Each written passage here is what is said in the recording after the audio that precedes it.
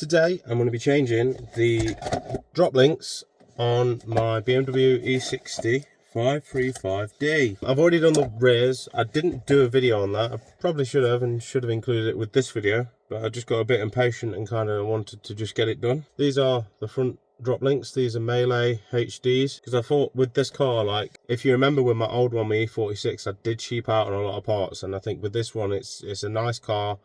You know, it's got a bit more power than my old one. I think it deserves like a pretty penny spent on it, and you know, after the amount of miles it's done, it's just a case of like chasing after bits now, because it's done 244,000 miles, and I think most bits on it are probably still from factory. Like I've got a knock-in on the rear, I've got creaking on the front. I think the suspension needs changing. That's all in good time, because for a full suspension setup, the ones I want to get, it's going to be about maybe £500 to £600, and as you imagine, that's not the sort of thing that you can just happily throw at it like it's nothing. So I'm definitely going to get that done. Again, the reason it's so much is I want to spend the money to get the good parts. I don't just want to go cheap and cheerful, otherwise I'll just find myself doing the same job every single year, and there's no point in that. Anyway, before I babble on anymore, let's get this car jacked up, and then let's get these front drop links fitted.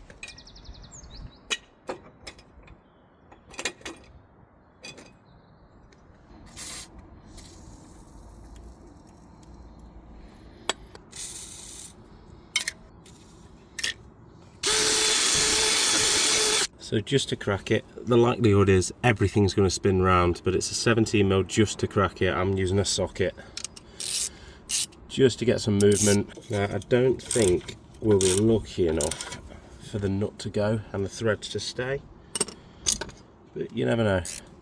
And then this is where I switch over to, you can have a spanner if that's all you got, just a normal one, but if you got ratchet spanners, they really are worth their weight in gold. Oh, what? Is it spinning? I don't know if the thread's spinning. I don't think it is. I think we've got away with it. That's wicked.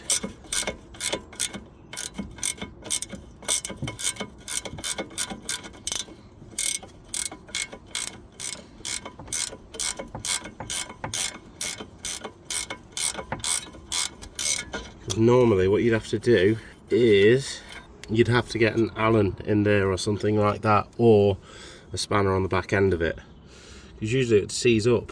But that's quite interesting. I wonder if these have been changed recently then. I'm still going to change them because I've got new ones, but it does make you think. Oh my god, this one's a bit more stubborn. Breaker bar. There we go. Beautiful. That's got it moving.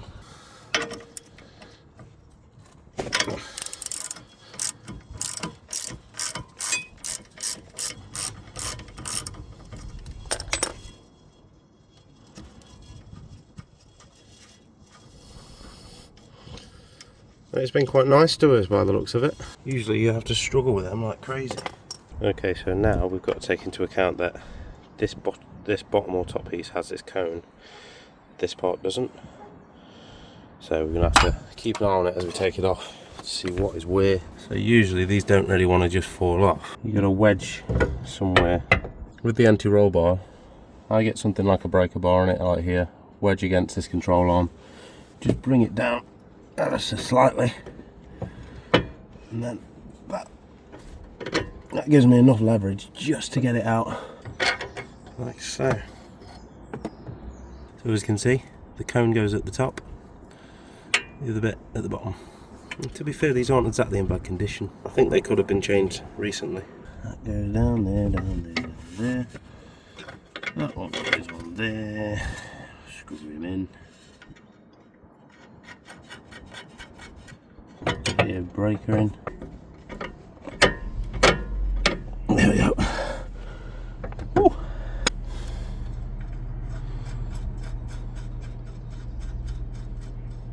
Then with these, they're both 15 mils on the new ones. Don't know why.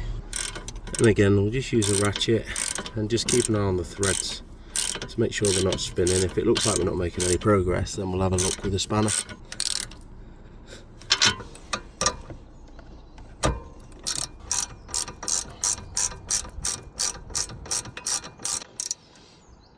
So now we just put the wheel back on, pop it down, rinse and repeat on the other side.